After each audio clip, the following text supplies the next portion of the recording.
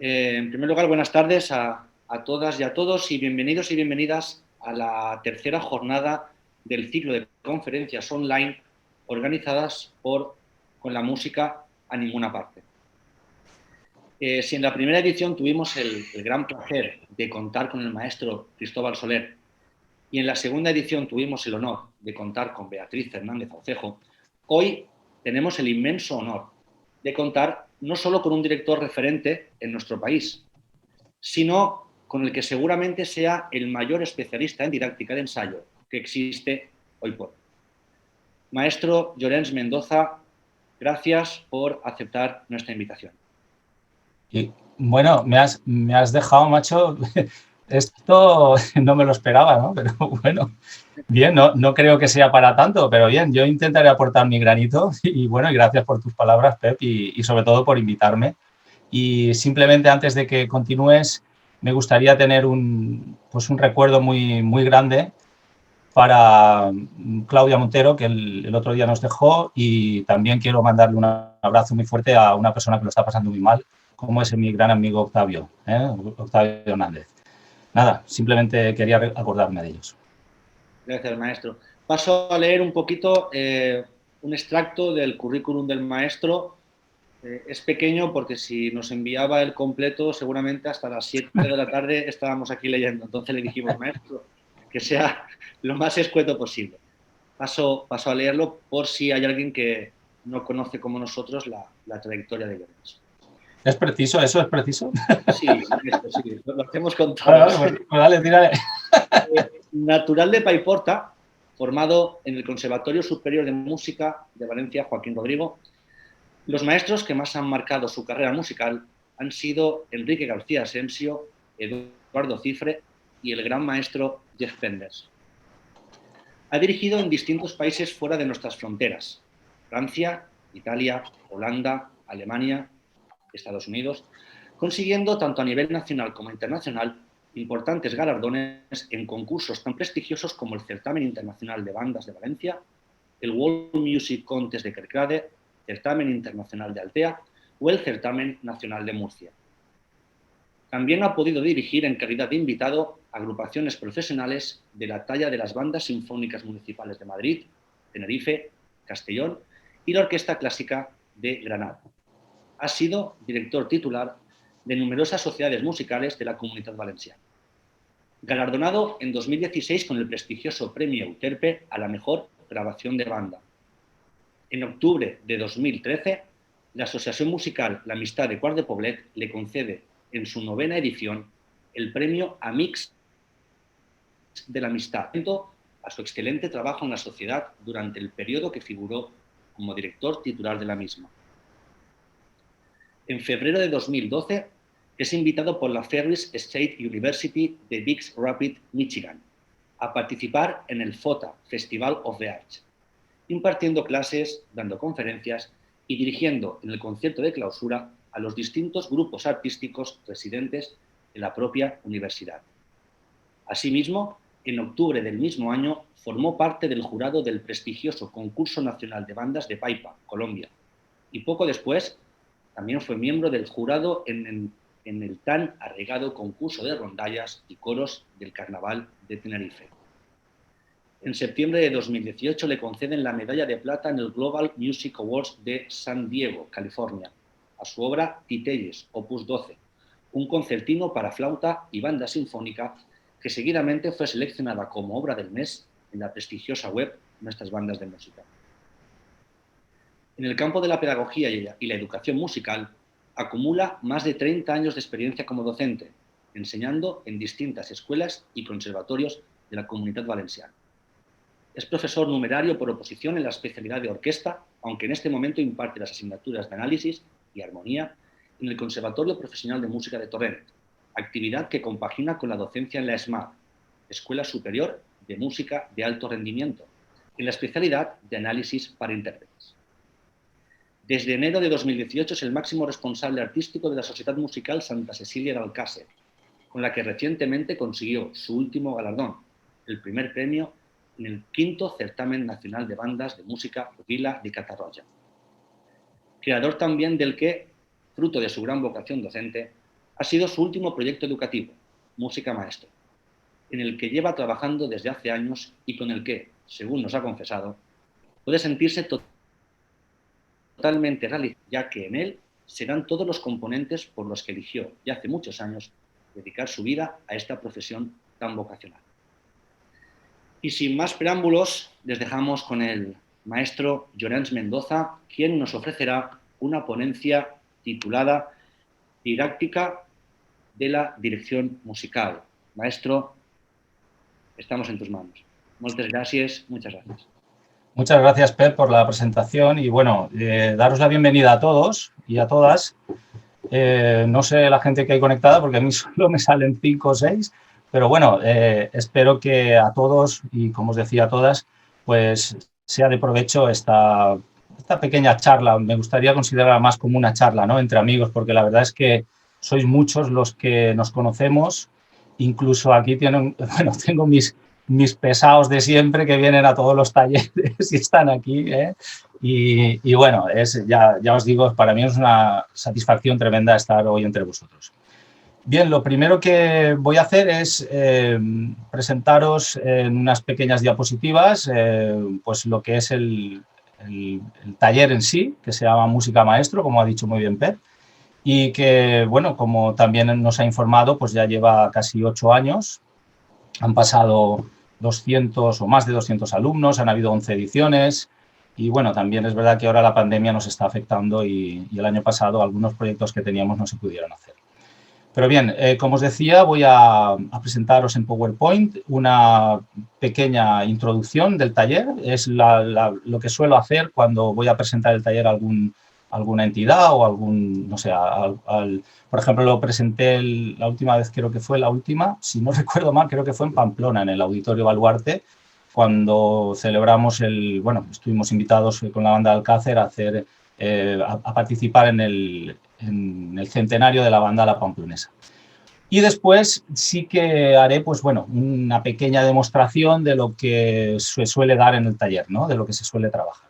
Por tanto, supongo que hay gente que no me conoce o no conoce el taller y creo que es necesarias estas primeras diapositivas que vamos a ver, que van a estar en un formato de pregunta-respuesta, las vais a ver muy sencillo. Ahora yo lo que voy a hacer es, si me acuerdo, compartir pantalla, que antes lo hemos hecho bien y seguramente ahora lo haré mal, pero bueno, vamos a ver.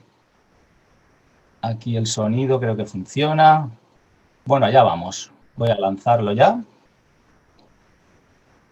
Y en principio ha aparecido ya. Es que yo no lo veo. Pep, ¿está en marcha ya? Vale, sí, ¿aparece el póster? Sí, perfecto. Vale, pues nada. Reitero mis agradecimientos porque creo que es una iniciativa pues genial el tener a los compañeros del calado, que, como por ejemplo Cristóbal y Bea, que ya han participado y los que quedan por participar, ¿no? Bien, pues vamos a ir a ver si esto funciona, el lápiz este.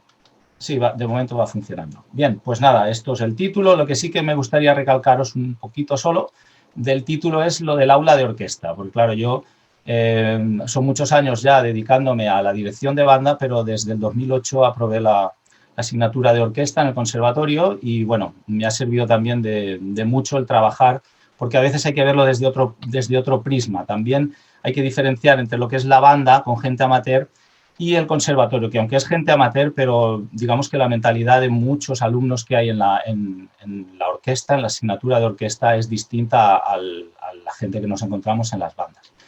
Bien, en principio, ¿qué es el taller Música Maestro? Pues bueno, aquí me veo yo en la pantalla y me tapa las letras, pero creo que me lo sé. Bueno, bien, es un novedoso, como dice aquí. ¿Lo veis vosotros entero o se corta también? No, mestre, se ve entero. Sí, vale, es que a mí me salen las líneas, o sea, lo que es las letras, hay un margen que aparece en las cámaras y por eso no sé si esto se puede quitar, pero bueno, es igual, no os preocupéis, yo creo que me lo sé. A ver, pues como veis en pantalla, el novedoso está en blanco, ¿vale? Está un poco destacado. ¿Por qué? Porque realmente no debería ser novedoso después ya de 8 años, pero lamentablemente sigue siendo novedoso. Solo tengo noción de un taller, bueno, un curso que habla ya de didáctica, pero creo que se presentó el año pasado, ¿vale? pero incluso desde el 2013, como os decía, que yo ya empecé con esta iniciativa, pues no, los cursos se dedican a formar la técnica de la dirección, la técnica de ensayo, etcétera, pero no se dedican demasiado a lo que es la didáctica, ¿no? A ver, bien, ¿qué pretende el taller Música Maestro? Pues fomentar lo que son las acciones educativas, que para mí son básicamente son tres, fijaros. Primero hay que explicar, porque si no el alumno si no le explicas no lo va a entender, ¿verdad? Después lo que es enseñar, la parte de enseñar, ¿no? Ese proceso que al final conseguimos el proceso que ya veremos luego de enseñanza-aprendizaje, ¿no? Para que pueda aprender el alumno. Y la más importante de todas, para mí, que es la de instruir, que es la que al final consigues que ese alumno adquiera esas destrezas y habilidades que son tan necesarias, sobre todo en nuestras disciplinas instrumentales, porque claro, como podéis imaginar, lo que es la técnica, al final es una habilidad, es una destreza, ¿no? Bien, ¿qué ofrece o qué es lo que ofrece el taller a nivel didáctico, ¿no? Pues herramientas, recursos, como dice, hay medios didácticos y sobre todo también el proceso de aplicación, porque yo os suelo explicar en la pizarra, pero después lo comprobamos cómo funciona. Aquí hay mucha gente que como ya os he comentado al principio, que ha asistido y puede corroborar que después aplicamos todas esas herramientas y recursos, los aplicamos en la práctica. Bien, entonces, ¿cuál es el objetivo principal? Pues mira, para mí es básico. Cualquier director o maestro director, como veremos después, lo que intenta es conseguir que todo el mundo que tiene delante como su propio instrumento piense igual. Es muy difícil que un pianista, por poneros un ejemplo, le dé con una tecla de una intensidad a la otra. Eso es muy complicado y si hay pianistas aquí lo sabréis, ¿no? Pues aquí nos ocurre lo mismo. Los directores tenemos, no sé, pues puede ser 15, 20, 50, etcétera. El número es lo de menos, que son inteligencias individuales. Nosotros tenemos que intentar, como veis aquí en la imagen esta, veis aquí hay dos cerebros distintos, pues nuestro objetivo, ahora vais a ver lo que va a ocurrir aquí, es que realmente piensen todos en la misma dirección, ¿vale? Eso sería prácticamente la idea que os comentaba. ¿Y por qué nace el taller Música Maestro? Yo empecé a barruntar las primeras ideas pues en el 2010, o sea, imaginaos si hace tiempo. Pues bien, pues porque como podéis comprobar aquí a la derecha hay pues un montón de libros, ¿verdad? Esto simboliza un montón de cursos de técnica de dirección, de análisis, de un montón de cosas, ¿verdad? De formación del director, pero sí que observé un vacío, como se puede comprobar, el vaso está vacío, ¿no? Un gran vacío didáctico, ¿veis? Aquí vemos pues lo típico de lo que es una imagen de un curso de dirección, de técnica de dirección, todos con los brazos para arriba, y después vemos bajo pues una imagen, seguramente no la conozco, la saqué de internet, pero que es de pues puede ser perfectamente de un instituto, ¿no? Donde se ve que ahí la música está por encima de todo lo demás, ¿no?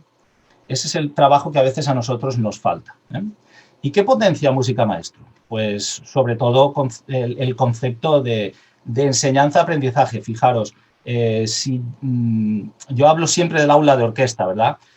Pero en la música de banda, o sea, en lo que nosotros tenemos en las bandas sinfónicas, juveniles, al fin y al cabo nuestro objetivo es que aprendan, ¿no? Que cada día que pase, que evolucionen todos los chiquillos que tenemos allí, ¿no?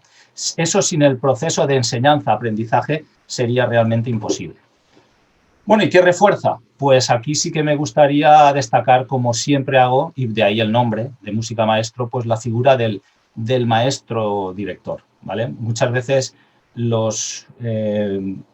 las personas que están al frente de estas agrupaciones se consideran directores, aprenden la técnica, trabajan, por supuesto, pero muchas veces dejan un poco de lado lo que es la figura del maestro. Incluso, como os decía, pues si carecemos de recursos y herramientas que os comentaba antes, pues al final esto se convierte en un repetir, vamos a tocar otra vez y por mucho que repitas y repitas, eso al final no sale. Es más, cada vez sale peor, ¿vale?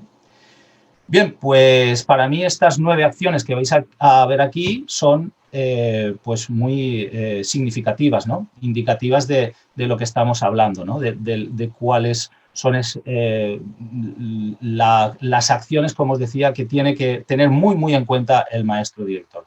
Fijaos, explicar cualquiera que cojáis de todas, seguro que os estáis, seguramente os estáis viendo reflejados en estas acciones.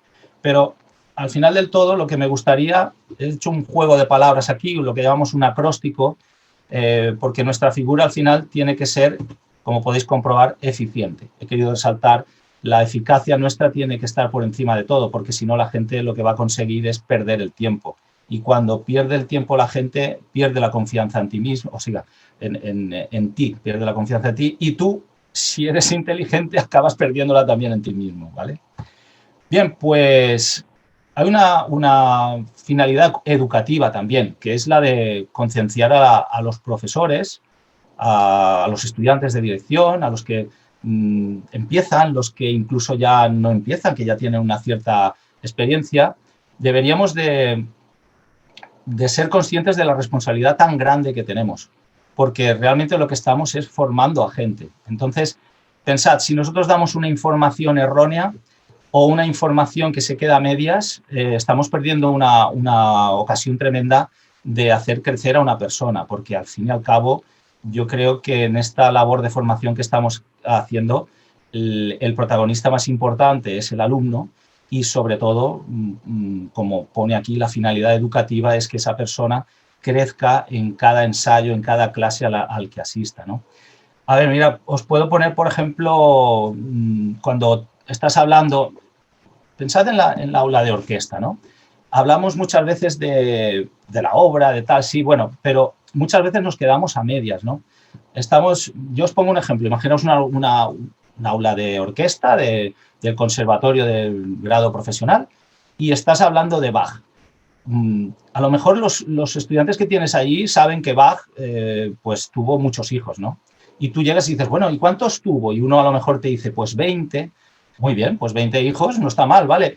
Pero, ¿y qué quiere decir que tenga 20 hijos? ¿Me va a servir a mí para algo saber eso como alumno? Entonces, ¿cuándo tenemos que entrar nosotros? A lo mejor tú lo que tienes que hacer es profundizar más en el tema, ¿no? A lo mejor también es idóneo hablar de que tuvo dos mujeres, María Bárbara y Ana Magdalena, y los que tuvo con cada una, pero lo más importante a lo mejor es decir, oye, ¿y sabéis cuántos hijos tuvo Bach? O sea, ¿cuántos le quedaban cuando Bach murió? Y ahí sí que a lo mejor no lo saben. Entonces, si tú les dices, solo le quedaban 7, ¿vosotros os podéis imaginar una persona que haya tenido 20 hijos y se muera con 7? Eso es lo que a lo mejor está condicionando el carácter también de Bach, que como sabéis todos era muy religioso. Lo puedes encadenar también por la figura de Lutero, que él era un apasionado de la reforma luterana a nivel social, religioso, etcétera. Pero después lo puedes relacionar también con su música. A eso es a lo que me refería, que muchas veces damos mensajes que son los de toda la vida, los que sabe todo el mundo, pero no profundizamos. Y tenemos una oportunidad tremenda, esto trasladarlo, si queréis, a las bandas de música. Podemos hablar del propio Alfred Reed, bueno, de los grandes compositores de hoy en día de banda, y más que nada os estoy diciendo esto porque reflexionemos, ¿qué estamos contándole a los músicos nuestros? ¿Lo de siempre? ¿La historieta de...? No, es que hay que profundizar, pero solo hay que ver también el fin educativo, como dice aquí la finalidad educativa. Me he querido parar un poco más en este punto porque creo que es muy importante, porque muchas veces nuestros comentarios son vacíos, ¿eh? Y como formadores, como os decía, tenemos que estar muy pendientes de este aspecto. Bien, ¿y qué complementa? Pues como podéis observar, aquí en esta foto se ve perfectamente a mi maestro, a Enrique García Asensio, que está en un curso de dirección de los tantos que hemos asistido con él y de tantos a los que asistís todo el mundo. Y bueno, como os decía al principio, esto es genial, aprender a manejarte en la quironimia, en la mímica, los gestos, es genial para que la gente te entienda. Pero realmente después pues hay el vacío que os comentaba. Por tanto, para mí esto, el apartado didáctico está complementando a la técnica. Para mí tienen que ir juntos, ¿eh? Si no van juntos va a ser complicado, ¿eh? Bien, Y como os he dicho desde el principio, ¿qué es el aula de orquesta? Pues para mí es la plataforma, como os dice ahí, esencial en cuanto a la didáctica y formación del director. Tú te puedes formar ahí perfectamente, vas a aprender un montón, sobre todo vas a adquirir la experiencia necesaria que en casa, mirando partituras y vídeos, no la puedes adquirir, ¿vale? Pero hay un apartado que es también muy importante, que claro, el aula de orquesta, ya os digo, para mí aula de orquesta, que lo podemos trasladar a la banda de música, a la banda juvenil, a la banda sinfónica, es un entorno académico que es ideal para reforzar todos los conocimientos teóricos, desde intervalos, escalas, modos, a nivel rítmico, bueno, es genial. Ahora, el problema está en que te lo tienes que currar tú, ¿eh? O sea, tú te tienes que crear esos ejercicios. Tú puedes tener ejemplos, tienes plantillas, pero al final tú tienes que ver lo que tienes delante. Cada día vas a tener un perfil distinto, o cada grupo va a ser un perfil distinto, y te tienes que adaptar a lo que tengas, ¿vale? Bien, hasta aquí era la breve que he querido, no sé ni la hora que es, cómo estamos, de hora vamos bien, ¿no? Tú me avisas, Pep, si ves que se me hace tarde. Bueno, ahora vamos a empezar en lo que es la parte, perdón, la parte práctica de lo que os acabo de exponer, ¿eh? Entonces, previamente a esto, simplemente por encima, es unas pinceladas. Os cuento, el taller está dividido en dos módulos básicos, que es la técnica y la didáctica, como acabamos de ver. Yo la técnica, como sabéis muchos, y los que habéis venido conmigo ya sabéis cómo la trabajamos, es a nivel bastante básico, de iniciación, ver todo lo que es la posición inicial, relaciones, todo relacionado con la técnica de Sergiu Celibidache, ¿no? ¿Por qué? Pues porque evidentemente quien me ha trasladado a mí esta técnica, que yo es la técnica en la que creo, la técnica que para mí es la que me ha servido, la que he podido adaptar mejor a mi persona y a mi forma de ver la música. Evidentemente, esta técnica viene de Celibidache, pero me la ha trasladado mi maestro Enrique García Asensio, de que estoy muy, muy orgulloso de haber conocido y haber podido trabajar con él. Por tanto, la cuestión técnica la dejamos aparte, que también es un apartado, como os decía, que se trabaja en el taller. Claro, pensad que yo aquí tengo que resumir en 40 o 45 minutos lo que se hace en unas 40 horas cuando se hace el formato XL, que digo yo, que es toda una semana intensiva. Por tanto, tengo que ir poco a poco intentando también, vamos a ver aquí, como veréis, ay, perdón, que me he ido de tecla. Yo me voy, como os decía, me voy a basar en el módulo didáctico y voy a intentar, pues eso, simplificarlo lo máximo posible para que se os quede una idea a nivel global. Bien. Bueno, pues lo primero que vamos a ver a nivel didáctico es algo muy curioso, lo que me gustaría es que os fijarais, vamos a ver un vídeo, después hablamos de él, pero sí que me gustaría que os fijarais y mucho en la figura del director y que os fijéis muy bien en todo lo que hace, ¿vale? Entonces, vamos a escuchar este vídeo, vamos a verlo y, por favor, insisto, fijaros muy mucho en lo que está haciendo el director, ¿eh?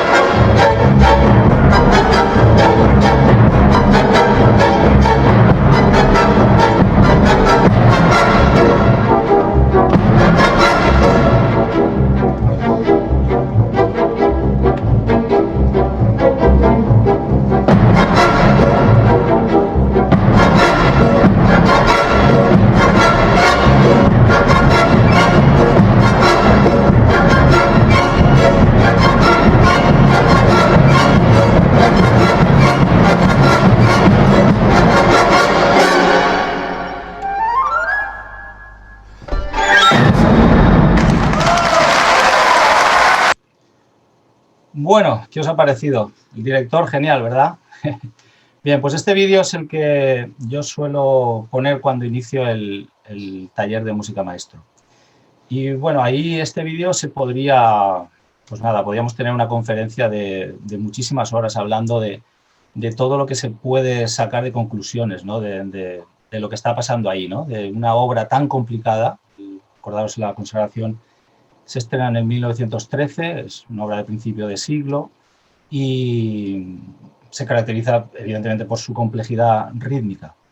Claro, que esto lo haga una orquesta, bueno, como habéis visto es la orquesta Le Renaissance, perdón, Le Dissonant, es una orquesta que trabaja en Francia y su director era el concertino, que es David Grimal. Bien, tienen de todo, tienen desde Beethoven, Mahler, lo podéis buscar, Ravel, a mí me encanta esta orquesta. Pero bueno, a lo que iba, lo importante es ver que una obra tan compleja, evidentemente por gente profesional, no les ha hecho falta un director. ¿Habéis visto cómo se movían, cómo interiorizaban la música? ¿Realmente el director sirve para mucho?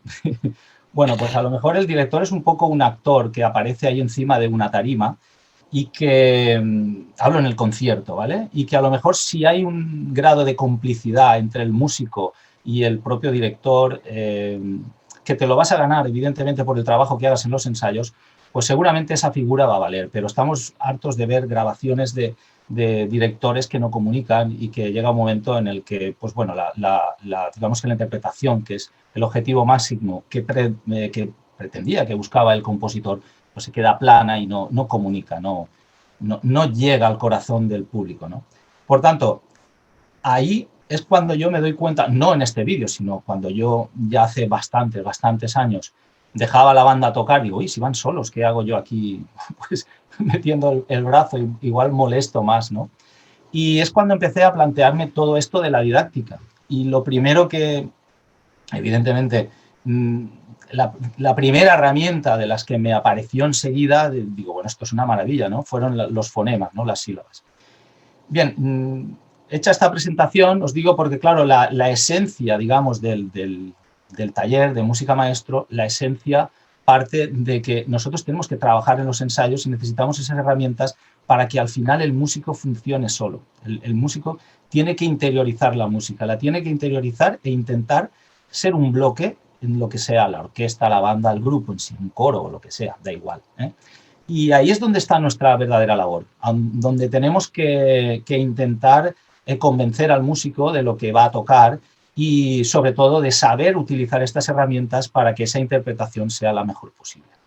Bien, pues os voy a desarrollar un poco las áreas de trabajo que se trabajan valga la redundancia, en el curso. Hablábamos una primera parte de la organología básica, que es muy importante, ahora desarrollaré un poquito después de cada una de ellas, la teórico-práctica, la técnico-interpretativa, bueno, creo que son los títulos son bastante aclaratorios, ¿no?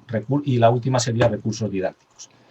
Bien, en la primera, evidentemente tenemos que saber los instrumentos, con quién convivimos y sobre todo tenemos un problema importante, que hay instrumentos transpositores, hay que saber cuáles son y en qué tono están, ¿no? Luego os comento más cosas al respecto. Bien, los instrumentos transpositores, como ya sabéis, pues tienen el hándicap de que tienen notas distintas a los instrumentos no transpositores, pero yo me inventé un sistema de transporte que le llamo el SFT, que es el sistema fácil de transporte, en el que, bueno, los que habéis estado en mis talleres, habéis visto que funciona enseguida con críos que están en tercero y cuarto de elemental. En nada, en cuestión, creo que el récord lo tuvimos no sé si fue Paterna o Rafael Buñol, no recuerdo, que hicimos en 8 minutos que se aprendiera en el sistema fácil de transporte y cualquier crío que había allí ya pues iba transportando directamente, si tocaba la trompeta, pues que hacía la flauta o que hacía el saxo o la trompa, ¿vale? Bien, y después también hablamos porque es una cosa que le interesa muchísimo a los directores, porque hay veces que hay muchos problemas, ¿no? ¿Y cómo pongo la plantilla? Bueno, pues ahí tenemos un montón. Yo he hecho pues distintas opciones según evidentemente el entorno, la instrumentación, bueno, un montón de cosas. No me puedo parar tampoco a explayarme demasiado en los apartados, ya os digo, son 40 horas que tengo que condensar en 40 minutos. Bien, fijaros, en la segunda área, aquí yo trabajo mucho lo que es el concepto de improvisación. Se puede trabajar esto en el aula de orquesta o en la banda, la bandita o la bandeta que decimos en Valencia. Podemos trabajar como he dicho antes, cualquier aspecto teórico, las tonalidades, los grados de la tonalidad. Mirad, todo esto es lo que yo pongo en práctica, lo que preparo antes de la clase, ¿no? O lo que preparo antes del ensayo. Arpegios. Bueno, imaginaros si aquí hay... Podemos jugar con las series de quintas porque realmente el músico no le cuesta tanto de pensar porque tenemos en este caso el orden de los sostenidos y los bemoles que nos ayudan. Las secuencias rítmicas que pueden ser más o menos complejas, las secuencias funcionales, todo esto se puede trabajar con ellos. Mirad, por ejemplo, imaginaos que quiero hablar, bueno, a ver un momento y acabo de poner esto y así lo entenderemos mejor. Vale, imaginaos que quiero trabajar los acordes de séptima, ¿vale? Pues yo puedo coger perfectamente una de las piezas, porque, por ejemplo, Erik Satie es uno de los grandes desconocidos, grandes desconocidos, en este caso me refiero porque realmente se le da más importancia a lo mejor a Debussy o al propio Ravel como impresionistas cuando el precursor es Erik Satie, el del minimalismo y del impresionismo. Pero, por ejemplo, su vida, que realmente es una vida muy interesante, el saber de Erik Satie, por muchos, de hecho, ha estado considerado como la piedra de toque, la primera piedra de la música contemporánea, vanguardista, ¿no? Porque con todas sus ideas, bueno, lo excéntrico que era, todas esas rarezas que tenía, ¿no? Llegó a, pues bueno, imaginaros, a crear la música de mobiliario incluso, o sea, todo esto, si se lo contamos a nuestros alumnos de tercero, de cuarto, de quinto, de sexto, de profesional o de primero y segundo, da igual. La gente realmente son esponjas, ¿eh? Los alumnos de estas edades son esponjas y más de una vez te sorprenden, pero para bien, ¿eh? Generalmente te sorprenden para mal, pero bueno, hay veces que también te sorprenden para bien. Bien, pues si tú le enfocas un poco, le cuentas un poco su vida por encima, nada, que se compró 7 trajes y siempre los llevó 10 años y tenía 100 paraguas, bueno, esas cosas que a ellos les gustan saber, ¿no? Y después les dices, pues mira, pues Erik Satie fue junto a Claude Debussy, fue a la Expo del 1889 y allí vieron pues unas orquestas muy raras que venían de Asia, de la Polinesia y que eran el gamelán en este caso. Y a partir de ahí la música empezó a cambiar. Dice, pero bueno, fijaos como lo que estamos acostumbrados a tocar, ahora vamos a tocar otra cosa. Vamos a tocar los acordes de séptima, pero no es la séptima dominante o la séptima de sensible, no, vamos a tocar las séptimas diatónicas, ¿no? Y empiezas a trabajar con ellos. Claro, cuando ya has trabajado el sistema fácil de transporte, yo con ellos no hablo de notas, yo simplemente les digo grados. Entonces digo, vamos a tocar un acorde, incluso puedes trabajar con los de quinto y sexto, que ya han hecho la armonía y conocen las especies de séptima y todo eso, puedes ir trabajando esos acordes, ¿no? Y vas diciendo, a ver, las trompetas que toquen la fundamental, del acorde de segundo grado de séptima diatónica, ¿vale? Entonces, claro, si tú das un tono de referencia, por ejemplo, dices, las flautas van a tocar en sol, los demás ya saben que los clarinetes serán en la, los saxos serán en el mi, las trompas en re, ¿vale? Entonces, cuando tú montas toda esa paraeta y les dices, tú vas a tocar la tónica, tú vas a tocar la quinta, tú la séptima, y poco a poco ellos van escuchando esas sonoridades. Así es como se les va a quedar lo que es esta armonía más moderna, esas sonoridades más modernas. Y sobre todo, lo más importante, no es que las están viendo en un papel, las están visualizando en la cabeza y las están interiorizando, sobre todo a nivel auditivo. Todo esto yo lo trabajo os estoy poniendo un ejemplo, porque estoy poniendo también un paralelismo que es la parte histórica. Os he puesto un ejemplo de Erik Satie, pero podría ser desde Händel a Bartók o, no sé, a Luigi Nono, a quien os dé la gana. Siempre todo se puede adaptar, todo se puede adaptar. Por eso, en el área teórico-práctica que os estoy diciendo, se puede dar cualquier aspecto, ¿vale? Bien, después pasemos a la área técnico-interpretativa, que es muy, muy interesante. Claro, el contraste, si no hay contraste en música, pues no hay interpretación ni hay nada, ¿vale? Entonces yo sí que recalco mucho que nuestra cabeza siempre tiene que estar viendo el contraste, siempre. Ver dos negras, hay que ver si son iguales. También es posible que, aunque las veas muy, muy iguales, evidentemente, por muy, muy iguales, pensad, una estará en parte fuerte y la otra en débil, o una será primero y la otra después. Entonces, el contraste es muy, muy, muy importante estar siempre pendiente para poderle hablar al músico y que pueda establecer. Fijaos qué hay aquí. Pues aquí hay contraste en los, por ejemplo, en lo que acabo de poner. ¿Contraste en qué? En las acentuaciones y articulaciones. La música es puro contraste por donde la mires. Y es una herramienta básica para que nosotros, igual, así como el análisis, lo primero que digo, que la herramienta básica es la comparativa, trasladado a la interpretación es lo mismo, es el contraste, ¿lo veis? Es comparar cómo interpreto una nota y cómo interpreto la otra. Bien, yo hablo de un sistema de proporciones, así como en la parte técnica de dirección hablamos de las relaciones, lo que tarda el brazo en subir y en bajar 3:1, 2:1, etcétera, etcétera, eso ya lo sabéis prácticamente todos. Realmente este término podría ser sistema de relaciones, pero por no confundirlo con la parte técnica, hablo sistema de proporciones. Un sistema de proporciones que realmente, bueno, esta es la diferenciación, me había quedado atrás de lo que os acabo de decir.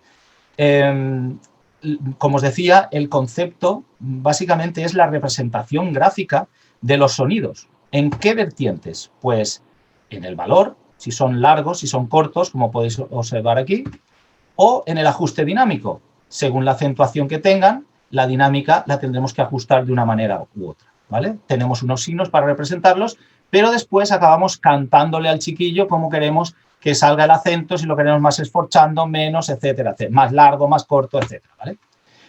Bien, luego veréis un ejemplo de los que acabo de deciros. Bueno, hablamos del metrónomo, de la afinación. Esta es la representación gráfica que os decía, de lo que acabamos de comentar, de las proporciones de valor y de ajuste dinámico, que para mí siempre lo he considerado como una radiografía del sonido. Ahí tenéis un ejemplo que luego vamos a ver muy rápidamente. Bien, aspectos, claro, tengo que ir deprisa, mirad si esto, como me han dicho, va a estar grabado, pues después os lo miráis tranquilamente, ¿vale? El contenido rítmico es muy importante a nivel interpretativo, evidentemente la unidad de motor es como podéis imaginar, pues es una escucha interna que es la referencia, como dice ahí, rítmica indispensable para que los músicos entre ellos puedan ir conjuntados, ¿vale? Después los planos sonoros, pues el balance, la intensidad, matices, bueno, todo esto es lo que hablamos en el curso. Y después una de la parte del área, en este caso, más importantes que yo reconozco es, porque me ha servido muchísimo, son los fonemas silábicos, ¿no? El material para mí es básico, sino... a ver, aquí mucha gente me dice, bueno, y esto en una banda profesional, bueno, una banda profesional yo no les voy a hacer cantar, ni les voy a poner allí que se pongan a hacer, pero yo les puedo cantar las sílabas que yo quiera. Y entonces, si yo elijo, luego veréis un ejemplo que vais a tener con las sílabas, si yo elijo cantar esas sílabas, pues seguramente, sin querer, le estoy metiendo subliminalmente en el cerebro del músico profesional lo que yo quiero, ¿vale? Por tanto, me van a servir también para una banda profesional. Ahora, lo que es el entorno, pues cambia y entonces, pues igual el tratamiento no es el mismo. Bien, percusión corporal es algo que incluso es como una herramienta, aparte de lo que dice ahí, que para inculcar el ritmo interno, también te sirve para que el músico no se despiste y no esté fuera de la obra. Entonces, mientras unos tocan, otros pueden hacer percusión corporal, otros cantan y tienes siempre conectada a toda la gente, ¿no? A toda la agrupación. Ejercicios de respiración, el análisis. Bueno, el análisis yo ahora, ¿qué queréis que os diga? Estoy ahora de profesor de análisis, pues imaginaros si podíamos hablar del análisis, pero bueno, todos sabéis un poco cómo funciona. La memoria, hacemos un proceso, yo he hecho un estudio de cómo me he preocupado por ver los que se dedican a ver el cerebro cuando memorizamos y bueno, explico un poco cuál es el proceso y lo aplico, que de hecho hemos en 20 minutos, gente que incluso ni había dirigido en la vida, en 20 minutos se ha aprendido la tercera danza, la tercera parte de las danzas armenias, que es toda la complicada del 5x8, 6x8, todo lo que hay ahí, se lo ha aprendido en 20 minutos de memoria. O sea, prácticamente sin haber dirigido en la vida. O sea, que funciona. Si sabes trabajar la memoria, funciona. El coral es una herramienta tremenda, pero los corales te los tienes que hacer tú, no poner un coral de Bach y ya está, lo puedes adaptar y como os decía al principio, yo no pongo notas nunca, no, yo pongo grados, ellos tienen que escuchar los grados. Yo hago plantillas donde tienes un coral, 3 voces, por ejemplo, o 4, y tú vas poniendo grados y ellos tocan. Entonces tú, por ejemplo, has tocado en sol mayor, hablemos en el tono de afinación, en do, quiero decir, pones el sol mayor y después dices, pues ahora lo vamos a cambiar a mi mayor. Pues cambias a mi mayor. Todos los instrumentos cambian, evidentemente. Eso es un trabajo genial, como os decía antes, porque no están leyendo, están interpretando, están trabajando el cerebro. Bien, el canon también. Yo trabajo con algún canon que la verdad es que se lo pasan pipa porque, claro, es tan repetitivo. El famoso canon ese que pusieron, que es de la película Big, que después lo hicieron la pusieron como música en el iPhone, creo que fue, ahora pues 7 u 8 años. Pues ese canon, bueno, cuando lo ponías en clase, la verdad es que la gente se lo pasaba genial, ¿vale? Y después sí que hablo de las técnicas de ensayo, pero también un poco no orientadas a lo que es la parte didáctica en sí, sino a la cuestión de gestión, de organización, de cómo plantear los ensayos, de la cuestión psicológica, de cómo ver cómo está el músico, cómo puede sacarle más partido, porque a lo mejor, pues bueno, hay, por ejemplo, una curva de atención, que eso está comprobado científicamente, entonces tú tienes que saber dónde está esa curva y hasta qué momento es el máximo de la curva. A partir de ahí no le pidas cosas muy, muy concretas, digamos, más complejas, porque su cerebro ya está cansado y está, pues eso, está fuera de concentración, ¿vale? Bien, es que hay tantas cosas, como os decía. A ver cómo vamos de hora. Bueno, creo que vamos bastante bien. Bien, esta tabla yo la pongo, cuando estaba en mis clases de orquesta, la ponían a 3 allí, porque claro, esto es algo que siempre ha generado una controversia, ¿no? Porque uno, que si marcato, que si staccato, que si lo suelto, que si lo pongo, que si que cuánto vale, qué tal, este lo dice de una manera, el otro, pues bueno, yo, después de haber indagado en un montón de teorías musicales y de todos los libros que han caído en mis manos, he decidido, pues nada, poner esta tabla que veis ahí como orientación para el que realmente se preocupe de esto. O sea, es que hay gente que a lo mejor ni se preocupa, les da igual hacer staccato, les da igual, ¿no? Pero yo sí que soy bastante tiquismiquis en ese sentido, ¿vale? Bien, la representación que tenemos, que os decía, de las proporciones. Fijaos, a la izquierda tenéis unos signos, son unas notas, son la misma, es una negra en todos los casos, pero en el primer caso no lleva nada, en el segundo lleva un puntito de staccato y en el otro lleva esa vírgula de staccatísimo, ¿vale? Eso quiere decir que esos 3 sonidos no se pueden interpretar igual. Lo mismo que ocurre en la parte derecha de la pantalla, que conforme a lo que tenéis, pues veréis que aunque el matiz sea el mismo, el signo que está encima de la nota me indica que no lo voy a interpretar igual. Bien, ¿dónde está el problema? El problema, como os he dicho anteriormente, es que muchas veces el maestro el profe acaba diciendo, pues mira, tan o pam, y la canta. No, hazla un poco más larga, hazla menos. No la acentúes tanto, quítale un poco. Vale, entonces, el problema es que tú te quieres expresar, pero el alumno no te pilla. Entonces, si tú se lo representas gráficamente, bueno, ya os había presentado la proporción de valor y la de ajuste dinámico. Fijaos, este sonido podría ser, estamos hablando de proporción de valor, ¿vale? Yo, como podéis comprobar, aquí a la derecha he puesto, en este caso, los parámetros que yo utilizo para la gráfica. Pues, por ejemplo, aquí en este eje es el eje de ajuste sonoro de 3 niveles, piano, mecho, forte, forte. Y después aquí, a nivel rítmico, la unidad de división rítmica, que en este caso una negra la dividiría en 4 fracciones, ¿vale? Bien, con esto yo ya puedo comparar si quiero este sonido o si quiero, fijaos lo que va a ocurrir si hay un staccatísimo. Pues que le puedo decir perfectamente al alumno que toque proporción de valor 1 a 3, es decir, va a hacer sonar una y 3 van a ser silencio. Si fuera un staccato, como hemos visto, un simple staccato, pues habría opción de decirle proporción de valor 1 a 1, o sea, mitad suena, mitad no suena, o 2 a 2 también. 2 semicorcheas suenan y 2 no, según si pones fracciones, mitades como unidad de división rítmica o lo que creas conveniente. Bien. Esta es muchísimo más interesante también porque, fijaos, aquí tenemos un esforchando, ¿vale? Digamos un acento, esforchando, ¿vale?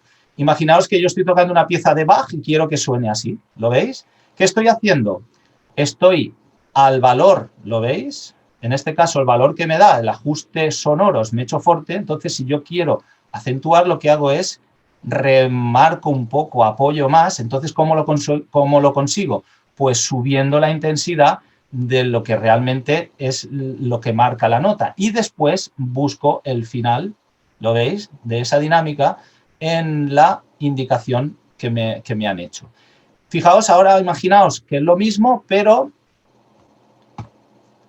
estoy tocando Shostakovich, por ejemplo, ¿no? Y sabéis que la música rusa, pues a lo mejor es mucho más eufórica en ese momento, más enérgica, ¿no? Y tú quieres que esta proporción, que antes era de 3, acordaros que era 3, manteníamos el ataque y bajábamos en 1, que sea solo 1 y lo mantienes en 3. Entonces, esa proporción de ajuste dinámico sería 1 a 3. ¿Lo veis? Bien, pues ahí se puede ver perfectamente la diferencia. Y si tú quieres que, por ejemplo, el cuarto tiempo de la quinta sinfonía de Shostakovich, tan, tan, tan, tan, ta, ta, ta, ta, ta, ta, ta, ta, quieres que cada vez que atacan la disminuyan antes, la difuminen antes, que pierda ese peso, pues le dices 1 a 3 y ya está. Que la quieres al medio, pues al medio. O sea, esto es como una herramienta para que realmente el alumno vea gráficamente qué es lo que quieres. Y solo tienes que decir 1 a 3, 3 a 1. Yo lo he puesto en práctica en mis clases y funciona, os lo puedo asegurar, ¿vale? Bien, aquí dice, pues un efecto fundido. Es que se puede hacer cualquier cosa, fijaos. Se puede hacer cualquier cosa. Bien, esto simplemente, ya os digo, es una presentación y vamos ya con lo último, que son los fonemas silábicos, que, como os decía, para mí son importantísimos. Bien, si tú no tienes claro lo que piensas, pues, o si tú piensas algo, estás muy convencido, hablo como músico, como intérprete, estás muy convencido de que es así, pero el de al lado piensa de otra manera, entonces es complicado que ahí la interpretación salga beneficiada. Entonces, una de las herramientas, como os decía, más importantes para mí son estos fonemas, estas sílabas, ¿no? Yo pongo este ejemplo, que los que venís ya os lo sabéis de memoria, y a ver, pongo esta frase en distintos idiomas y hacemos que vayan cantando por grupos, establezco grupos, y bueno, ahí cuando cantan los 5 grupos a la vez, ahí hay un desastre monumental, ¿vale? Porque no coinciden en las partes fuertes, bueno, es un desastre. Entonces les digo, ahora cantar esto, ¿no? Y todos a la vez cantan esto, la, in, fa, no, lu, da. Y claro, sale perfecto. Entonces, ¿qué he aplicado? Eso es la misma frase, pero en esperanto, ¿vale? Pues eso es lo que yo pretendo con la unificación de estos fonemas silábicos. Entonces, a partir de ahí, los distinguimos fonemas rítmicos y fonemas dinámicos. Evidentemente, los rítmicos tenemos que ver el contenido rítmico de 2, de 3, de 4, puede ser de más, pero bueno. Y los dinámicos, pues, bueno, el carácter también hay que ver si es legato o staccato para establecer un fonema. Y después lo que es la acentuación, y distintas acentuaciones, sería a nivel dinámico, ¿vale? Bien, aquí os paso rápidamente porque hay un montón. ¿Veis? Podían 1, 2, 3, 4, 5, 6. Yo no me gusta que digan 1, 2, 3, 4 porque si no pierde el carácter rítmico. Entonces, 1, 2, 3, 4, 5, 6. Tiene que ser todo muy seco y muy en el sitio, ¿vale? Bueno, contenido de 2, 1, pues podría ser sílabas staccatos, tacan, legato, u o da, tenéis un montón, ¿vale? Yo las voy a pasar todas, las paso para que las veáis. Bien. Y después, a partir de este esquema, pues bueno, pues ahí ya podéis realizar las combinaciones que os venga bien, Pues se puede, en vez de taca, pues se puede taba, pero tú ya te tienes que argumentar a ti mismo qué es lo que te interesa, ¿no? Sacar en concreto, ¿vale? Entonces, los silábicos, los fonemas silábicos dinámicos, pues sería similar a lo anterior, otras sílabas, pero que pretendan demostrar que la dinámica cambia, ¿vale? Entonces, dependiendo de lo que aparezca en la partitura, en el discurso musical, pues tú puedes ir aplicando todas estas sílabas que os tengo que decir que esto es un estudio que he hecho yo de sílabas. Ahora veremos un ejemplo y lo entenderéis más fácilmente. Y bueno, aquí también dice interaccionar entre consonantes y vocales. Evidentemente es aconsejable porque según el contexto, como os dice ahí, interpretativo, puedes adaptar unas u otras. Bien, pues vamos a ver este ejemplo, que este ejemplo os lo conocéis todos, supongo, o casi todos, ¿no? Que está sacado del danzón, ¿vale? El danzón de Arturo Márquez, ¿vale? Bueno, aquí va a 104 y va acelerando, pero bueno, eso es lo de menos. Claro, cuando tú te pones esto delante y dices, bueno, a ver, ¿cómo piensa el músico? Bien, el músico, pues mira, el clarinete está pensando sol, la, sol, ¿no? Pero a lo mejor no es el caso porque no lo toca la flauta. Pero si lo tocara la flauta estaría pensando fa, sol, fa. Es decir, cuando trasladamos al sílabas, el clarinete haría to, ta, to. ¿Veis? To, ta, to. Abriría, evidentemente, en el acento. Pero la flauta haría al revés, haría ta, to, ta. ¿Os dais cuenta? Entonces, a partir de ahí es donde viene toda esta pues, buena confusión a nivel, en este caso, cerebral, ¿no? De lo que piensa el músico. Bien. ¿Qué es lo que yo, cuando me encuentro este problema, hago? Bueno, pues yo voy a unificar las sílabas y los criterios que aplico son los siguientes. Mirad, como el acento lo tengo en la segunda, bien, ¿cómo utilizo las vocales? Primero las vocales. Las vocales, evidentemente, si pensáis, A, E, I, O, U, van de abiertas a cerradas. Entonces, cuanto más abierta, más sonora y más clara va a ser. La U, al final, va a ser pues mucho más cerrada y se va a oír bastante menos. Va a costar más, si tú quieres decir U fuerte, te va a costar mucho más que si dices A, y eso es por una cuestión natural, ¿eh? No es una cuestión física, sino natural. Bien, entonces, si yo quiero poner aquí vocales intermedias, para que veáis un ejemplo, para que no ni poner abiertas ni cerradas, intermedias, pues voy a utilizar la E, que sería la segunda de las más abiertas, y la O, que sería después de la U la menos o la más cerrada después de la U. Vale, entonces ya tengo claro que voy a utilizar E y O. Y ahora tengo que poner las consonantes. Como yo quiero que el músico, cuando llegue a esta nota, que hay un acento, la haga más fuerte, que la acentúe más, que la nombre más, que como diríamos en los instrumentistas de viento, la ataque más, pues bueno, le voy a poner en este caso una consonante que puede ser interdental, ¿vale? Que es la T. Bueno, podéis hacer un estudio de lo que son las vocales, gutural, bilabial, interdental, palatal, velar. Bueno, yo lo que he hecho realmente ha sido eso. Entonces aquí lo que voy a utilizar en este caso es la primera, voy a utilizar en el sol que veis aquí, que no tiene tanta fuerza, para que no sea demasiado el ataque, voy a utilizar una consonante gutural en este caso, ¿vale? Que también se llama velar porque se produce en el velo del paladar, que sería la G. Y en este de aquí, que hemos dicho que tiene que abrirse más la sonoridad, tiene que notarse más el ataque, voy a utilizar, como os decía, esa interdental, que es la T. Ya tengo una G, una T y he dicho que la E y la O. Por tanto, voy a poner a la G, que tiene que ser menos, más cerrada, la O. ¿Lo veis? Y la que tiene que ser más abierta sería la E, junto a la T. Tengo goté, ¿vale? Pero como hay un acento, le voy a añadir una N a la T, para que al cerrar ten, una vez atacas, se note esa, digamos, esa disminución en la sonoridad, ¿vale? Con lo que tendría go, tengo, ¿lo veis? Entonces esto sería go, tengo. Aplico lo mismo, por ir rápido, go, tengo, tengo, ¿lo veis? Entonces todo junto sería un go, tengo, tengo, go, tengo, te. ¿Lo veis? Pero en la última, como es la última y la quiero hacer corta, voy a simbolizarla de una manera que ponga la atención con otra sílaba. Y le voy a decir che, che. ¿De acuerdo? En vez de te, le voy a decir che. O en vez de ten, le voy a decir che.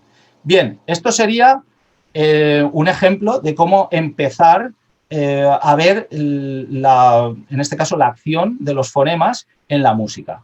Fijaros, una vez esto está claro, tú ahora te vas a la banda, empiezas a trabajarlo, pero no te lo exageran demasiado. Dices, bueno, pues lo tengo claro.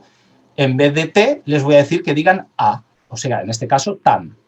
Y entonces dirían, un gotango, gotango, tan. ¿Qué he conseguido? He conseguido que abran más. Aunque parezca mentira, si tú dices gotango, después cuando vas a interpretar, cuando vas a poner los músculos en acción, vas a hacer, no haces lo mismo si piensas ta, ta, si piensas gotengo, no vas a hacer lo mismo que si piensas gotango. ¿Os dais cuenta?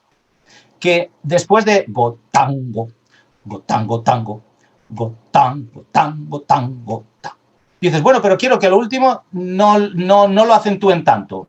Pues dices gotango, gotango, tango, gotango, tengo, tengo.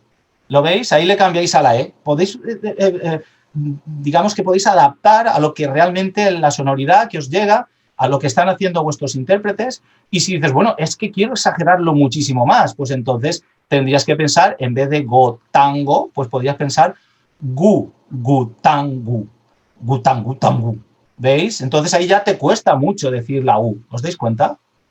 Yo esta frase, cuando la trabajo con las bandas, cuando tocamos esta obra, generalmente hago un gotango, gotango, tango, gotango, tengo, chi. Y la última digo chi, que es más, está al medio de las vocales, y realmente me sirve para que, aparte de la che que aparece ahí, el chi sea como el final, ¿vale?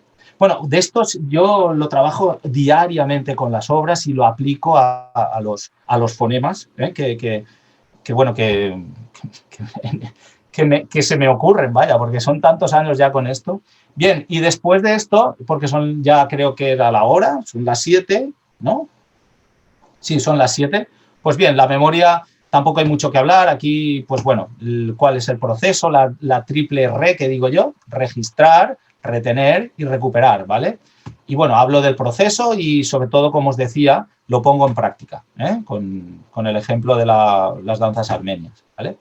Y como decía, pues esa es la palabra que debemos trasladar a nuestros pupilos, entusiasmo. Para ello, nosotros somos los primeros que tenemos que estar motivados y entusiasmados, porque si no, el alumno es imposible que si te ve a ti mal, él va a empatizar contigo y igual que empatiza para mal, puede empatizar para bien. Por lo tanto, el entusiasmo, como dice aquí, de hacer lo que te apasiona es lo que realmente da sentido a tu existencia. Ha sido un placer, muchísimas gracias por atenderme y ahora estoy, bueno, pues aquí estoy dispuesto a que me hagáis todas las preguntas y mientras la organización nos dé tiempo, yo hasta mañana a las 4 de la tarde que tengo clase, no tengo nada que hacer.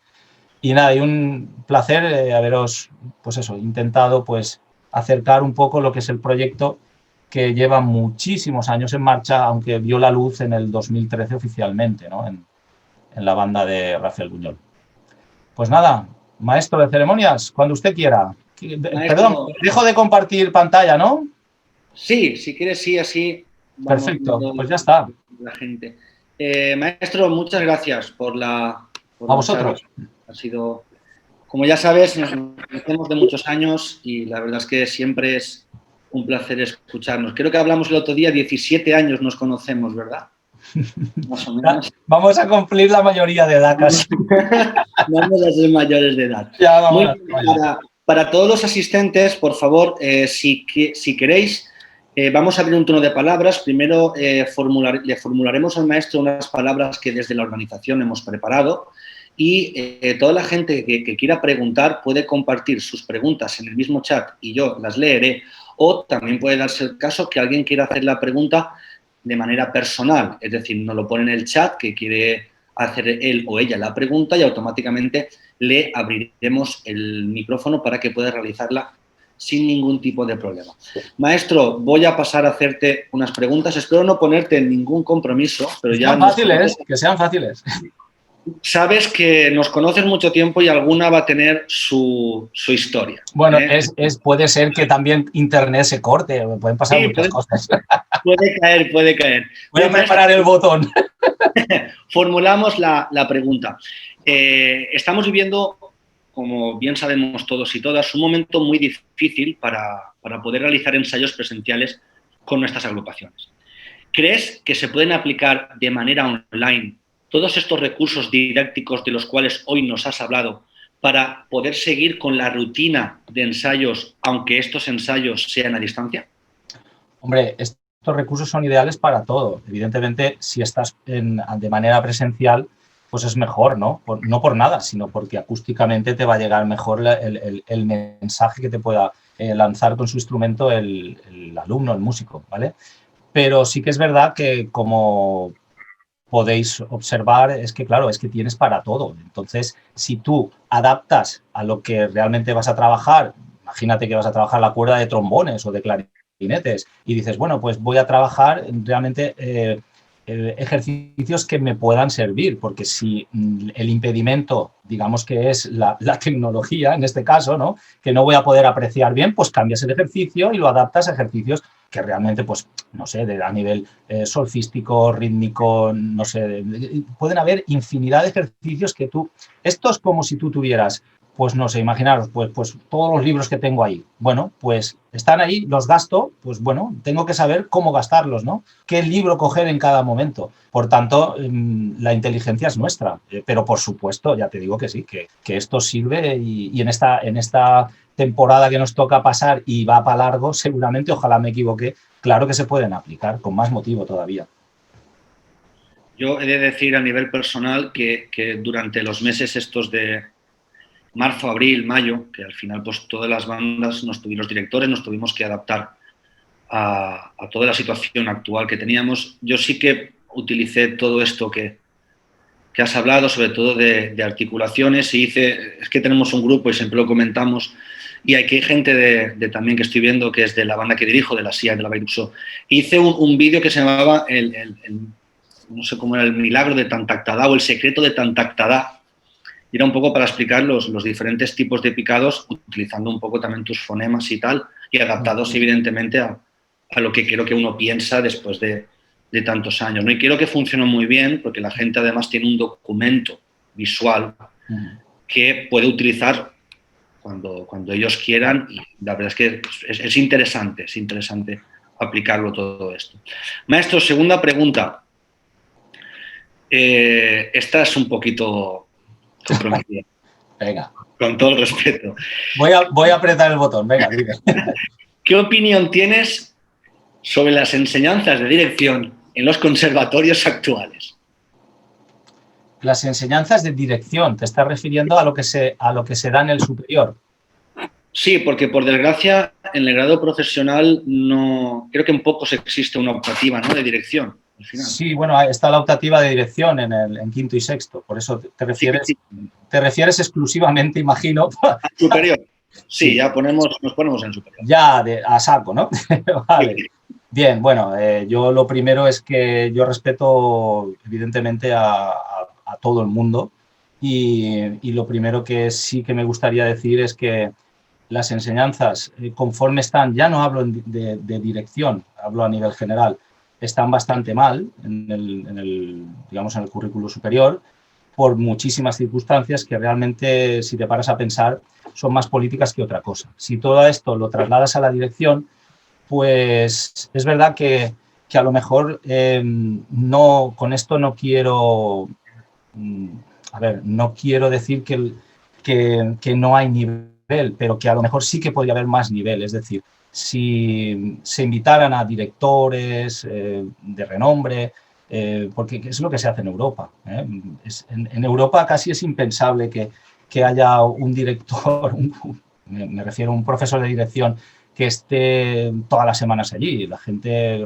realmente buena muchas veces está por todo el mundo, evidentemente está trabajando la dirección y después cuando llega a una escuela, ya sea superior o la que sea, pues sí que aplica la experiencia a sus alumnos, ¿no? Por tanto, ¿cómo está? Yo es que tampoco conozco mucho el superior a nivel de dirección, sé de algunos alumnos que han estudiado y la mayoría todos se quejan pues que no hay agrupaciones para poder trabajar, ¿no? Eso es lo primero que a lo mejor deberíamos de solucionar, ¿no? Pero después, a nivel político, creo que es lo más fundamental, pero es que estamos igual prácticamente en toda España, ¿no? Entonces, es muy complicado que ahora esto se solucione en un par de años, ¿no? Sí que es verdad que ahora están, bueno, pues han salido las cátedras, pero bueno, la cosa está muy, muy mareada. Para mí, creo que está muy mareada. Aquí hay gente que ha pasado por el superior y lo puede corroborar lo que estoy diciendo. Que no es lo ideal, por supuesto.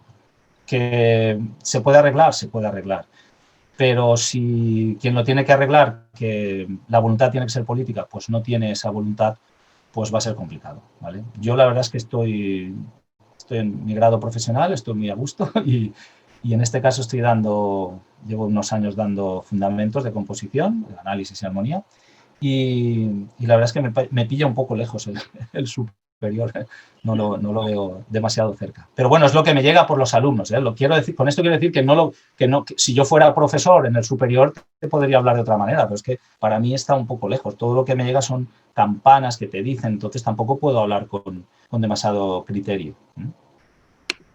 Muy bien, maestro. Otra pregunta que tenemos es, basándote en tu experiencia, ¿qué diferencias y similitudes has encontrado al trabajar una banda o una orquesta amateur y una banda o una orquesta profesional? Bueno, las diferencias evidentemente en principio son técnicas. Es decir, cuando tú tienes delante una banda profesional, se da por supuesto que la gente que tienes allí, bueno, tiene un nivel, digamos, un nivelazo, ¿no? A nivel técnico. Pero después, lo que es la banda amateur, hay que pensar que aquí en Valencia, que es donde he trabajado yo a nivel amateur, sí que es verdad que las bandas, yo, por ejemplo, no sé si conoces la banda de Benaguacil, pues la banda de Benaguacil, yo recuerdo cuando llegué a tu banda que allí habían federados, habían 300 y pico músicos y 180, que están todos punteados por mí, uno por uno en el listado, eran profesionales. O sea, tú a veces estás teniendo delante una banda donde hay el 50%, el 40%, el 30% o el 60%, al saber que son profesionales. Si te refieres a la banda puramente amateur, como puede ser Castelnuovo, Begís, ¿me entiendes? Entonces ahí la diferencia, claro, es evidente porque al fin y al cabo el resultado sonoro es lo que importa y entonces si tú te paras a pensar la exigencia que tú puedes pedirle a una banda profesional en cuanto a repertorio y sobre todo en cuanto a interpretación, a calidad interpretativa, no va a ser la misma que le puedes pedir a una banda amateur y de digamos, de un perfil con todo el cariño bajo, o sea, que no tiene muchos profesionales, y etcétera, etcétera. La forma de trabajar es muy similar. O sea, tú te estudias las partituras igual, piensas, como he dicho hace un ratito, no me acuerdo cuándo ha sido, no sé de qué estaba hablando, pero cuando tú vas a poner las sílabas, tú realmente las cantas, no le haces a la banda profesional, no le haces cantar, pero eso queda, eso va sumando, ¿no? Va calando y después a la hora de interpretar yo creo que yo cuando he dirigido bandas profesionales les he cantado como lo quería y bueno, y después ha salido genial.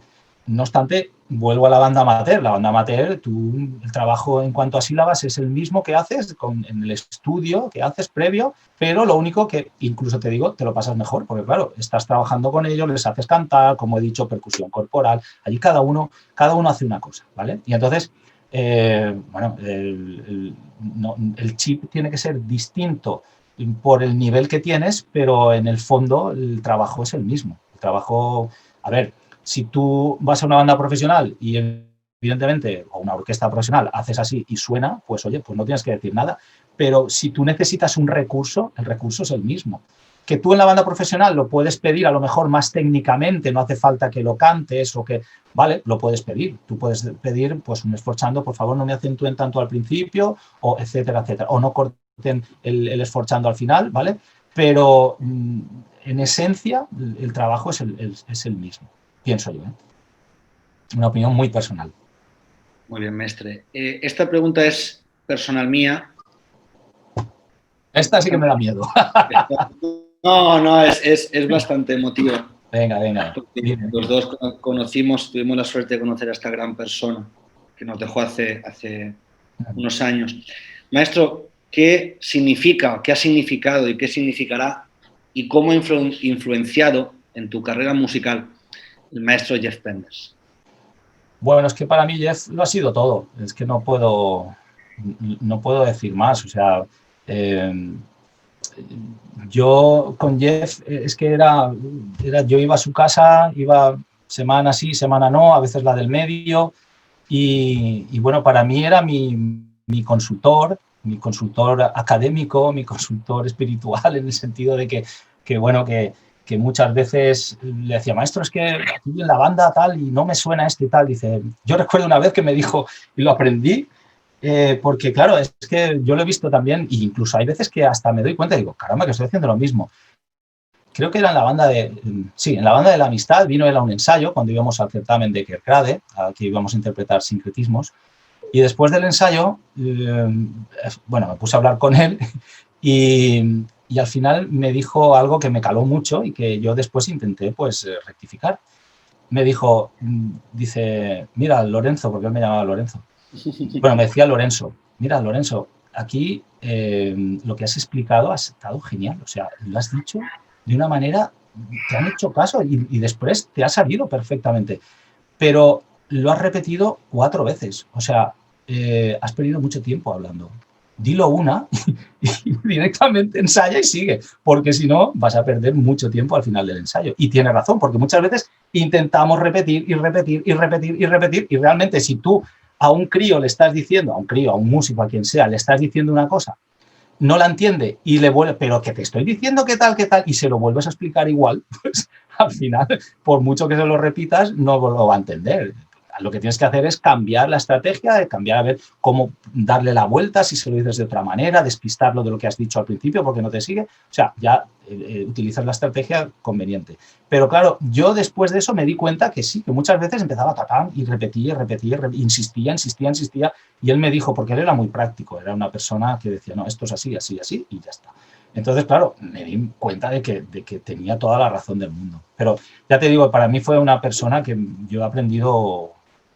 A ver, así como Enrique García Asensio ha sido a nivel de técnica de dirección todo para mí, a otro nivel, pues compositivo, analítico, estético, no sé, él me enseñó la música de vanguardia en el año, pues no me acuerdo, sería 88 o por ahí cuando empecé con él, 89 no recuerdo, que para mí era pues ver las miradas del Niño Jesús de Messiaen, no sé, estas cosas, cuando estábamos tocando pues lo que solíamos tocar en aquella época, pues a mí me abrió un mundo tremendo. Y por supuesto le tengo un afecto, un cariño tremendo, tanto a él como a Ani, a su mujer. Nosotros en Benaguasil tuvimos la suerte cuando tú estabas de hacerle un homenaje en el Prado de la Música, que fue maravilloso. Más, yo tuve la suerte de tocar Marán de solista. Vaya que sí. Y además recuerdo hace pocos años, antes de fallecer el maestro, no seguro, vino a un ensayo a Benaguasil, porque recuerdo que mis padres se lo encontraron en un centro comercial comprando. Él los reconoció a ellos, que fue algo, después de tantos años, se quedó mi madre muy impactada y le dijo que si por favor podía ir al pueblo a ver un ensayo. Evidentemente le invitamos y fue un reencuentro, recuerdo, muy bonito por todo lo que significó Jeff también para nosotros, ¿no? Porque fue un homenaje además muy sentido en el Palau y que el trabajo que se hizo la verdad que fue maravilloso. Él tenía 2 cosas muy importantes. Una la has dicho tú, que era la memoria fotográfica, era impresionante. Yo flipaba con él. Y otra era el oído absoluto. Entonces, claro, él tenía 2 cosas que para la música son fundamentales, ¿no? Maestro, me escriben una pregunta por privado. Sí. Y te la comento, ¿vale? Nos escribe una compañera, Celia Torá, nos dice, en primer lugar, felicidades por la entrevista. Gracias. Perdona que lo tengo que leer por él. Sí. Dice, le quería preguntar, maestro, sobre los certámenes a los que se ha presentado, con respecto a las obras libres que ha escogido. Obras ya existentes o por encargos, da igual. Pregunta, ¿el encargar una obra es arriesgado, puesto que no sabes lo que realmente muchas veces te puedes encontrar en las obras? Supongo que los directores le decimos a los compositores que tenemos esta plantilla, queremos esto, lo otro, pero los compositores son los que se encargan. ¿Qué haría usted si la obra, una vez compuesta, llevada a la banda, no le gusta o no es de su agrado? Porque eso puede pasar. Yo lo primero que hubiera hecho, antes de llegar a ese extremo, hubiera sido encargarle a Messi que chutara el penalti. No sé si se me entiende, ¿vale? Lo puede fallar, pero es más difícil. Quiero decir, tienes que asegurarte mucho de que a la persona que le haces un encargo es de tu plena confianza y por supuesto, que la obra va a ser un traje a medida, como se suele decir. Por tanto, sí, bueno, ya la has visto y no te acaba, pues entonces tienes un problema gordo, claro. Tienes un problema gordo, porque tienes dos opciones, no hay más. O te la quedas o la devuelves, o sea. Entonces ya depende de cómo hayas quedado y la confianza que tengas, pero para mí, Celia, es Celia, ¿no? Me has dicho, ¿no? Celia, para mí, yo la verdad no quiero ni pensar en el supuesto de que me pasara eso, no lo quiero ni pensar, porque es una... De hecho, yo tengo 56 años y lo que me acabas de decir no me ha pasado nunca por la cabeza, nunca. Me pueden pasar 200.000 cosas todos los días, pero ese ejemplo que me acabas de poner, gracias por ponerlo, porque no se me ha pasado en la vida por la cabeza que yo haga un encargo y que cuando llegue el... Otra cosa, claro, evidentemente es una obra obligada es un encargo que hace la organización y tú tienes que intentar hacerla lo mejor posible y convencer al músico de que esa obra es la mejor que se ha hecho en la historia de la música, para que el músico saque todo el potencial que tiene la obra. Pero una obra de encargo, el ejemplo que me estás poniendo tú, ¡buah! Yo no sé lo que haría, ¿no? Igual me dejaba la música, no lo sé. Es muy complicado lo que me estás diciendo. Hombre, pero bueno, gracias por la pregunta. Yo nunca, tampoco lo he pasado, pero, a ver, igual lanzo una bomba ahora, ¿no? Pero sí que todos conocemos, evidentemente no vamos a decir nombres ni nada, ¿no? Pero conocemos obras que han sido de encargo y se han tocado una vez y nunca más. Pero no es que se han tocado una vez porque son de encargo y solo te deja tocar a esa banda, ¿no? Se han tocado pues que a lo mejor tampoco era una gran maravilla de obra, ¿no? Eso suele pasar. Lo que dices tú, a ver qué haces con ella, ¿no? Te la tragas, te la devuelves. Es complicado después de tantos meses de faena por parte de un compositor. Y después, evidentemente, hay obras de encargo que se han tocado, se tocarán y son... Pasarán a los anales.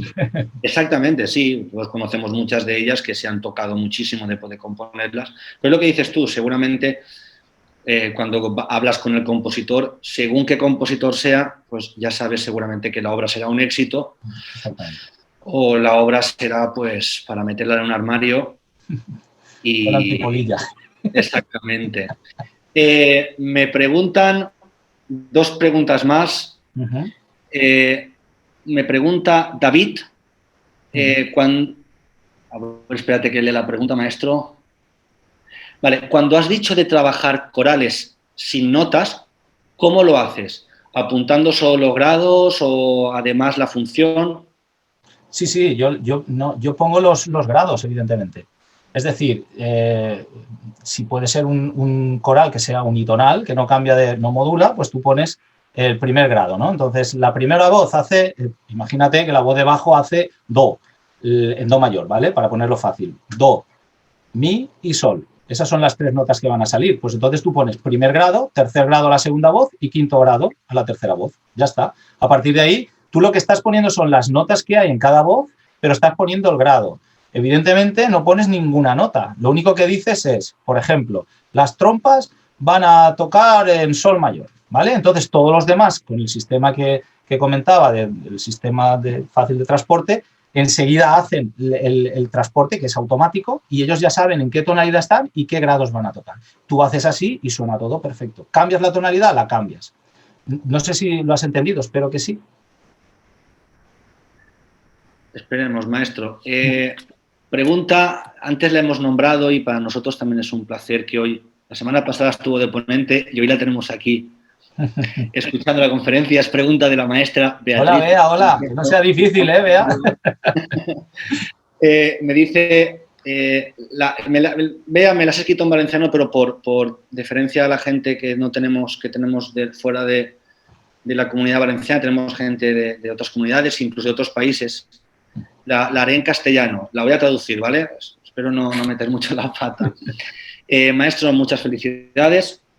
Me pregunta Beatriz que después de tu composición, Titelles, pregunta si tienes en mente componer alguna obra más. Tenemos ganas de tu música y de tus ideas compositivas. Muchas gracias. Gracias, Bea. Bueno, Bea, gracias por la pregunta y te mando un beso muy grande. Mira, es que es complicado. Yo me encanta componer, pero yo siempre he sido una persona, yo recuerdo que mi padre me decía, si vas a hacer una cosa, hazla bien, si no, no la hagas. ¿Qué ocurre? Que estoy metido tan de lleno en la dirección, en el conservatorio, ahora en el análisis, que a mí yo no compongo fácil, o sea, yo no tengo pluma fácil, por decirlo de alguna manera, o sea, a mí me cuesta. Hay veces que incluso tengo algo hecho y lo dejo reposar 2 semanas, digo, no quiero saber nada porque no tengo ese criterio, no estoy contaminado de todo lo que estoy trabajando durante 2 semanas o 3, ¿no? Entonces lo dejo ahí y a las 2 semanas vuelvo y elijo cuáles son las mejores opciones. Con esto quiero decir que, aparte de que me cuesta componer, no tengo relativamente tiempo. Sí que es verdad que tengo en mente hacer más cosas. Y lo que sí que quiero hacer es una obra sinfónica, digamos, de nivel, pues, nivel 5 o 6, para después, si se toca, bien, y si no se toca, pues bueno, en el final la escucharemos y ya está, que últimamente los módulos de sonido van bastante mejor, ¿eh? Abraham tiene un módulo de sonido que suena de maravilla con sus marchas. Bueno, pues la idea es esa, es hacer algo. Tengo una obertura ahí medio hecha desde hace muchísimo tiempo, pero no la he acabado. Entonces, en cuanto tenga, pues no sé, en 1 año, 2, 3, 4, no sé, en cuanto tenga que esté más libre, sí que la idea es componer algo, porque es algo que me apasiona, porque realmente yo estoy haciendo el proceso inverso, ¿no? Yo estoy analizando las partituras y muchas veces digo, cachis en la mar, me gustaría hacer lo que está haciendo este compositor, esa es la idea. Pero bien, ya no te preocupes que si llega el momento te enterarás de las primeras, por no decir la primera. Gracias por la pregunta, Bea. Muchas gracias, Bea. Maestro, no tenemos más preguntas. Muy bien. Bueno, nos hemos pasado un poquito de tiempo, pero bueno, no pasa nada, creo que estábamos a gusto. Yo he acabado a las 7, ¿eh? Yo he acabado a las 7. Sí, no, está bien. Pues nada, maestro, sin más, agradecerte evidentemente de todo corazón, tanto desde la organización como evidentemente a nivel personal por la amistad que tenemos desde hace tantos años y lo que seguirá habiendo, que serán para muchos más. Agradecerte tu tiempo, tu sabiduría y tus conocimientos en todo lo que nos has transmitido y seguramente en todo lo que nos transmitirás en los años que nos quedan juntos, que seguramente sean muchos. Esperemos que sean muchos.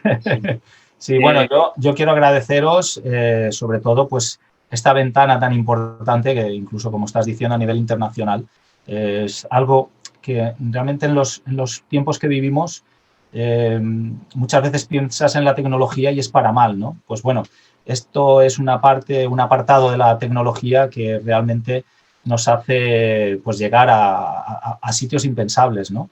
Y que sobre todo pues conecta sobre todo las ideas, que es lo más importante. Por tanto, estas ideas que yo tengo, que las he plasmado en un taller que, como le llamo yo, en música maestro y tal, bueno, pues cuanto más se compartan, creo que mejor, porque esto no es ni bueno ni malo, ni es verdad ni mentira. Simplemente es algo que hay ahí, es como un martillo y tú después, o un destornillador, y tú después, si sabes utilizarlo o le das un uso adecuado, pues oye, genial, y si no, pues no pasa nada, te buscas otra herramienta, esto es así, ¿eh? Pues me reitero en el agradecimiento de la iniciativa que habéis tenido, sobre todo con los compañeros que también ya han compartido y los que van a compartir este formato de videoconferencia. Y lo que sí quería decir ya por último es que, bueno, los que me conocéis ya lo sabéis, pero sí hay gente que no me conoce y pues sabe que mi teléfono está siempre abierto, mi WhatsApp, mi Facebook. Bueno, el Facebook entro muy poco, ¿no? Más vale que me mandéis un mail o un WhatsApp, ¿vale? Pero que, bueno, que desde la organización, por supuesto, podéis pasar el teléfono, bueno, mis datos de contacto, porque yo lo tengo abierto a todo el mundo. Sería un placer poder ayudar a la gente que realmente pues cree en esto y lo necesita, evidentemente. Muchas gracias, mestre, muchas gracias. Y nada, a todos y todas las asistentes y los asistentes, muchísimas gracias de nuevo por seguir creyendo en este proyecto, en este pequeño proyecto y esta pequeña idea que tuvimos. Un día se fue tomando café online, porque estábamos confinados. Y nada, emplazaros a la próxima videoconferencia, a la próxima ponencia, que será el 21 de febrero, con el maestro Pablo Márquez, donde hablará de comunicación y liderazgo. Muchísimas gracias a todos y a todas y nos vemos el 21 de febrero. Buenas tardes, buena vesprada.